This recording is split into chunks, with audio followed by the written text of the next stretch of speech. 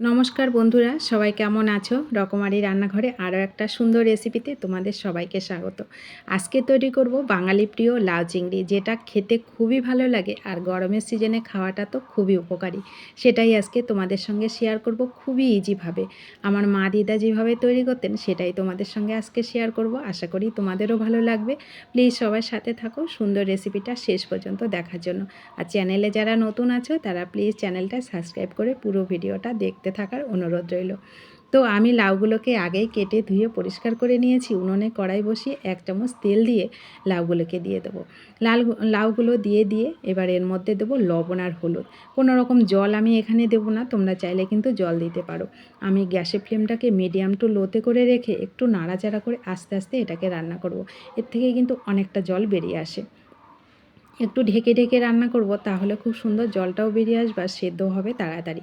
2 minute ঢেকে রাখবো। ঢেকে রেখে তারপরে আবার এইগুলোকে উল্টে পাল্টে ভালো করে মিশিয়ে দেবো।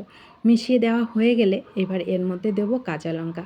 লাউর মধ্যে কিন্তু কাঁচা লঙ্কা আর আদাটা কিন্তু খুব ভালো লাগে খেতে, ফ্লেভারটাও ভালো লাগে আর খেতেও ভালো লাগে। কয়েকটা কাঁচা লঙ্কা দিয়ে দিলাম আর 1 টুকরো আদা গ্রেট করে এর মধ্যে দিয়ে দিলাম। দেখো কতটা জল কিন্তু এর মধ্যে থেকে বেরিয়ে আসছে।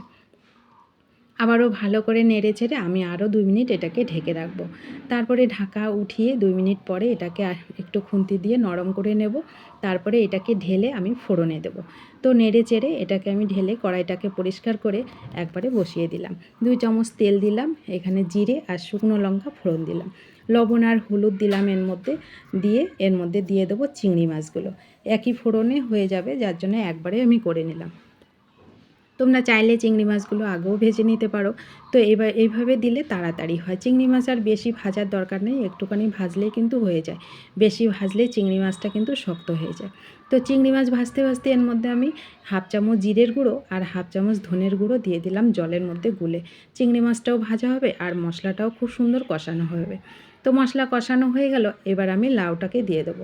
একবারে দেবো না, তাহলে গায়ে ছিটিয়ে আসে। তার জন্য হাতার মধ্যে করে আগে 2 হাতা দিয়ে দিলাম, তারপরে পুরো লাউটাকে ঢেলে দিলাম। ভালো করে মিশিয়ে নেব। মিশিয়ে নিয়ে এবার এর মধ্যে দিয়ে দেবো 1 চামচ চিনি। চিনিটা দিলে কিন্তু লাউটা খেতে ভালো লাগে।